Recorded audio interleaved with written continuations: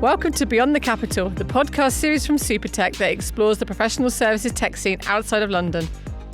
This is a special 4-part mini-series in partnership with the Women in Finance Collective. And if you're listening to this through the AdviserTech Show podcast feed, you're very welcome here and thanks for joining us. The Women in Finance Collective is a new network to promote and support women who work in finance and fintech across the Midlands. I'm Hilary Smyth-Allen. In this episode, we're hearing from the next generation of female leaders in financial services and fintech. Why is the sector appealing for those starting out in their careers? To find out, I'm joined by Florence Govier, who's product manager at Moneyinfo, a fintech platform for financial advisors. And Naya Hemans-Westerway. Naya is a business consultant at Jigsaw Tree, which is a specialist fintech consultancy in wealth management.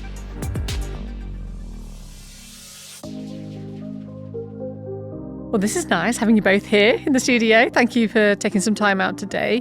I'd like to start with the basics, which is, tell us a little bit about what you do and also how you got into it, if that's okay. So, Florence, do you want to kick us off? Yeah, absolutely. So I've been in the fintech industry for just over 5 years now. My current role is product manager at Moneyinfo, but I started there in product support, which was kind of a bit of a role made up for me when I first started.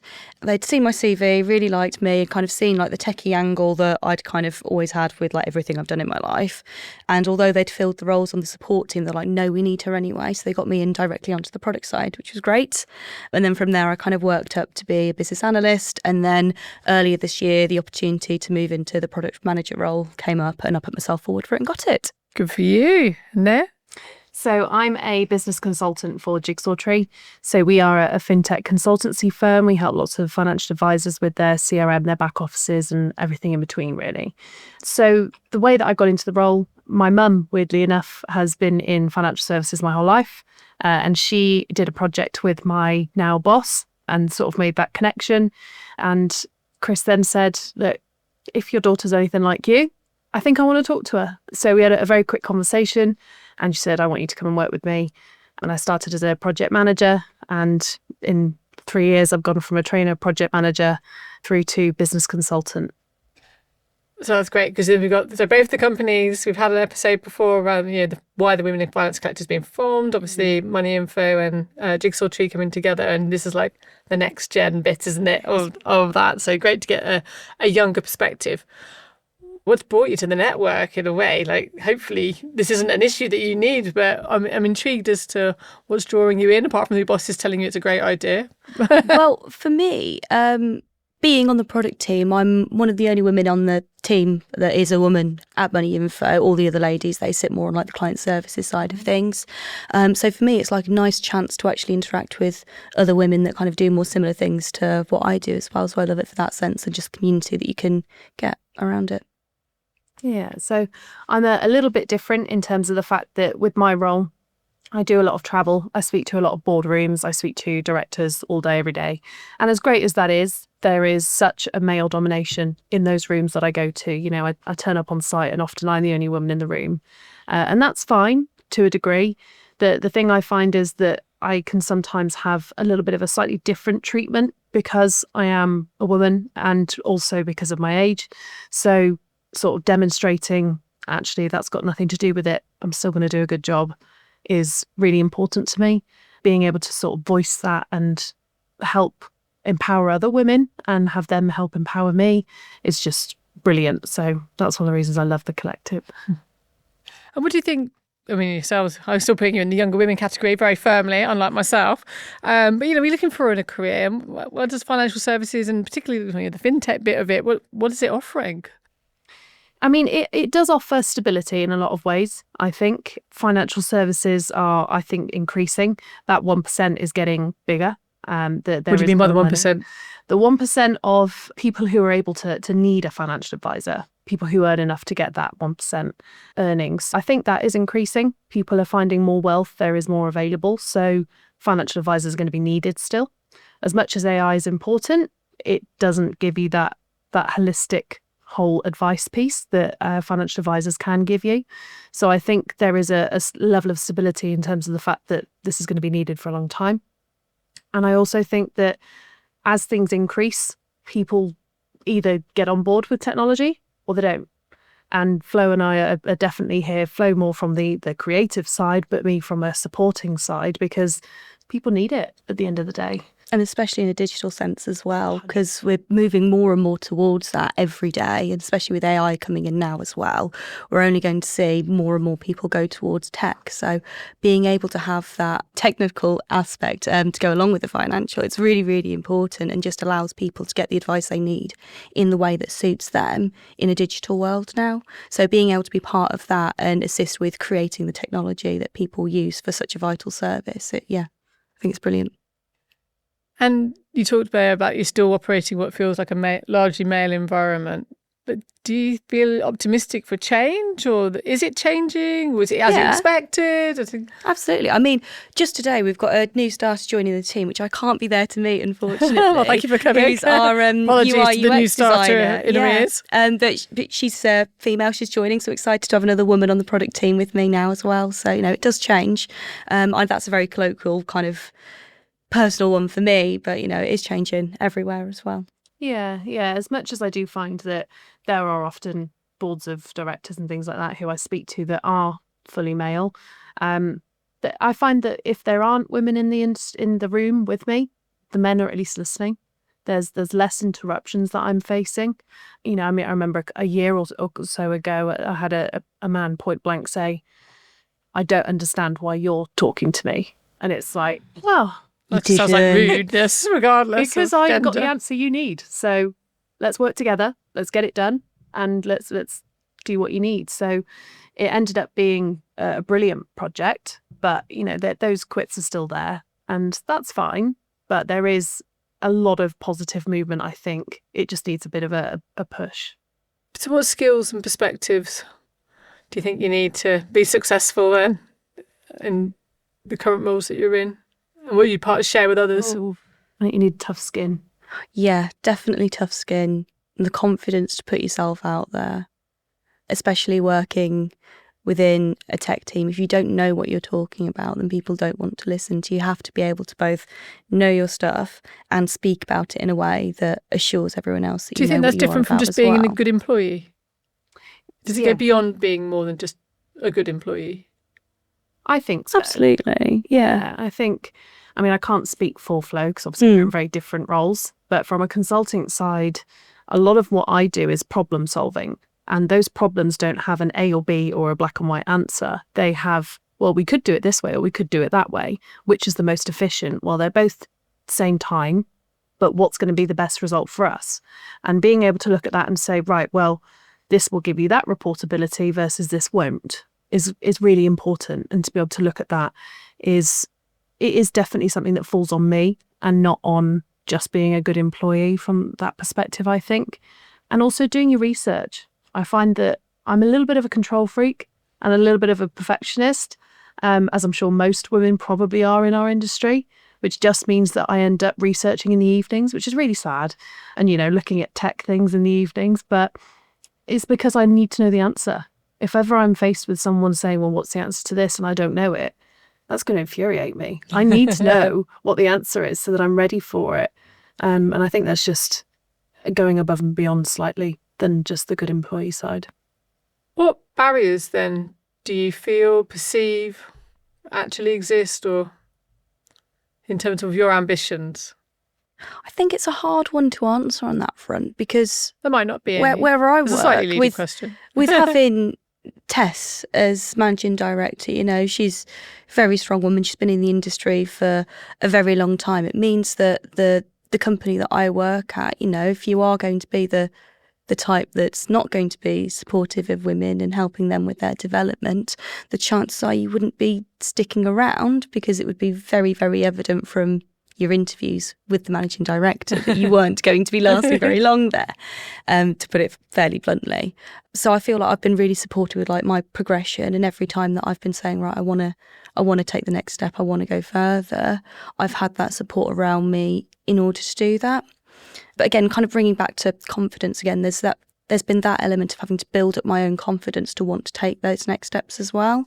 And there've been times where I've kind of looked at what I've needed to do and gone, oh God, I don't know if I'm going to be able to do that. It looks quite challenging or difficult. I've not experienced this in the past, So having like a role model there that I've been able to go to and ask those questions, go, right, where do I go with this now, has been really useful and has meant that I've then had the confidence to want to take the next step. Not quite answering your question, but still kind of where I'm at with my career anyway. I found that actually the hardest thing for me was finding my own boundaries. So in a lot of places, I will jump as high as I'm told, things like that. I'm very much, whatever the client needs, that's fine. But actually working with Chris has made me realise that there are certain things I can say no to. You know, I don't have to run over late and things like that. I can say, no, this is the end of the on-site day. That's it. I don't have to work through my lunch and things like that, because actually the clients don't necessarily need that. Sometimes they just want a bit of extra hand-holding, and sometimes ego fluffing. And setting my own boundaries has been really difficult for me. But having Chris in my corner, telling me to do that, showing me how and demonstrating that and saying, look, no, you don't need to do that, has been probably the hardest bit. But hard to break away from being a people pleaser, isn't it? It's really hard, especially when it's just ingrained in you. Yes. Yeah. Because it absolutely is as a woman. Yeah, 100%. I think so. Yeah. Yeah. You talked a little bit about role models. Do you either of you make use of a mentor? I mean, you've mentioned your bosses, but just outside of the sort of formal structures, is mentoring something that you use or find useful? This is a question here, so if the answer's no. So I've not had like personal experience with that one, no. I've not got a dedicated mentor. However, through connections in the industry, through going to conferences and the Women in Finance Collective and things like that, there are women that I know that if I had questions, I could reach out to any one of them. And they have always been so helpful if ever I need to. You know, whether if it's, how should I deliver training for this? Or whether if it's, is that the right move for me strategically? Things like that. I know that there are plenty of people that I could reach out to. I have to say, though, my role model, my mentor is always going to be my mum. She is a fierce woman who understands my job, the industry and everything in between. So I wouldn't really look much further than her. But if I needed a slightly less biased opinion, I probably would still go to my boss. If a young woman's listening right now and wondering, whether finance is firm or not, what would you say? I'd say go for it. Like, the only way that you'll find out is to try. Like, you've got to just give it a go. If it doesn't work out and if it's not for you, then you've not really lost anything. You've learnt that it's not for you and you can try something else in the future. But the only way to succeed is just to try and get yourself into it, get yourself stuck in, give it a go and experiment as much as you can, trying different elements out as well. No one's going to say to you, oh, no, you this is your role, you have to stay within it. If you're asking for additional work to try new areas of the industry, there will be people that want to support you and help you to give you that chance so that you can find what works for you. I find that in every aspect of life, whether if that be work or elsewhere, you just need to be unapologetically you. And that very much stands for being a woman in finance as well, and in fintech and consultancy and all of them. I just think, be you, do the job that you are happy with doing. And if someone doesn't like it, that might not be the right place for you, but that doesn't mean the industry is wrong. There are, company and, business ethos and the industry ethos are completely different. So there is really positive strides being made, but you've just got to continue doing you and carry it on that way. So what's your own vision then for the future? How would you like to see either the industry change or, your own ambitions within it? Well, I want to see more women in the boardrooms. I'd like to see more women in the industry where I go and visit on site and there's more than one woman. And I often find that when there is a woman in the room for a room of directors, it might still be that they're not necessarily listened to. So to have every voice and opinion be heard as an equal is the most important thing to me. Don't get me wrong, if a woman isn't right for that role, they're not right for it. Don't give them it because they're a woman. Give them it because they deserve it. So just making sure that people are accepted for the right roles, considered for the right roles, and have an equal opportunity. Yeah, I can only back up that sentiment, really. It would be great to see us represented more. At the end of the day, we make up 50% of the population, so why we wouldn't make up 50% or thereabouts of any role, really. It's beyond me, but that's what I want to see us working towards, is just that equality across the board. I'm interested in your broader perspectives as young professionals.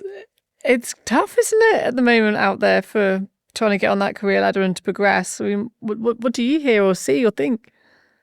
Yeah, so I mean, from my perspective, I find that there's stereotypes everywhere. You know, in every aspect of life, every industry, every work, things like that. The thing I find is that a lot of the time I think people my age or thereabouts are branded as lazy and don't want to work or snowflakes or any of that stuff. And to be honest, I find it really aggravating. I've got a really strong work ethic. I know I can only speak for myself, but I can also see in my friends, you know, we've got really strong work ethics. We work really hard. And I think Chris would, you know, as my boss, would very much agree that there's not many people around my age that work as hard as I do, or older. And it's kind of irrelevant, that age band. And I also find that ageism is very much a thing still. Yeah. Massively. I've been overlooked for roles before. I've been, you know, not ignored and things like that. And definitely not by Chris in previous lives. Just sort of pushed to the side in terms of my voice, purely because it's a younger voice and it's a female voice. I mean, it can be really quite irritating because you have so much to offer. And especially when you put in all that work, and from a work perspective, you're not respected the same way as people next to you who just have a few more years, maybe haven't worked as hard to get there. You know, I can't speak for everybody, but from my perspective, ageism is definitely still a thing, as well as not having that equal rights for women in work industries too. Yeah, that's fuel to the fire, isn't it? Yeah, definitely. It is. I'll back that ageism point as well. It's definitely something that I've seen, not like necessarily at my own company, but like I've definitely got the impression when I've spoken to others where it's been, oh, you've got into this quite young, haven't you? And they're like, yes, but that doesn't mean that I don't know what I'm talking about and that I can't bring something valuable to the conversation. At the end of the day, there has to be a handover to the next generation for things to succeed, and we can bring a valuable perspective to the conversation. I think particularly something like fintech, where digital natives, you're probably way more, you're not gone on the transition of financial services as it was when we all had like paper checkbooks and things like that, you know. So, you know, as a consumer, and that voice being closer to a target audience, it's got to have some value, hasn't it? Yeah. Oh, absolutely, it does. And I think it helps with being able to like translate how you talk about technology to those that aren't necessarily so familiar with it as well. Is like a really, really important skill to have, that I feel like as younger generation, we are pretty skilled at doing just naturally, because we've had to be there to help like our parents or our grandparents using tech anyway. So we're already equipped to be able to go into those conversations and go, right, so this is the way you used to do things. This is how you did it on paper. But here's the digital approach and here's how it can work and how it can benefit you. And I can explain it to you very, very simply in a way that will make it make sense for you as well. And to be fair, on the flip side, you know, if I were lucky enough to need a financial advisor and they brought me a piece of paper to sign, I'd be shocked. I'd be like, what on earth? Where's your iPad? Where's the portal? Things like that. You know, I don't want pieces of paper. Yeah, That's your not what the expectations FCA are different. wants. Yeah. No. I wouldn't expect to be presented with that. And I think that's the way the industry's going. The FCA needs regulation, recording, things like that. I mean, it's just getting more and more difficult, if we're being honest, to be a financial advisor based on everything that needs to be recorded. But there's an easy way to record it. Do it digitally. If everything's done digitally, you don't have to go out of your way to scan things in and stuff like that, because it's already saved. Why is it so difficult, I find? It shouldn't be. It isn't. It really should. It doesn't have to be as complicated as they make it. I mean, If head in everything hand, could be that you're still digital. working with clients involved in paper. I don't even want to go there. Exactly. So, It's not worth it. Spreadsheets for review dates. Oh, no. You shouldn't, yeah. Well, it's been an absolute pleasure to have the younger voice presented. Thank you for taking time out. You clearly worked very hard, so I really appreciate it. And it's been an absolute pleasure having you here. Thank you. Thanks for having us. It's been wonderful. Thank you. Yeah. That was Florence Govier, a product manager at Moneyinfo, and Naya Hemans-Westerway, a business consultant at Jigsaw Tree. Thanks for listening to Beyond the Capital from SuperTech and our special 4-part mini-series in collaboration with the Women in Finance Collective. We're also on the AdviserTech Show podcast feed, so if you're listening there, thanks for joining. I'm Hilary Smyth-Allen. Please follow us on your favourite podcast app, and if your app supports it, please give us a rating and review.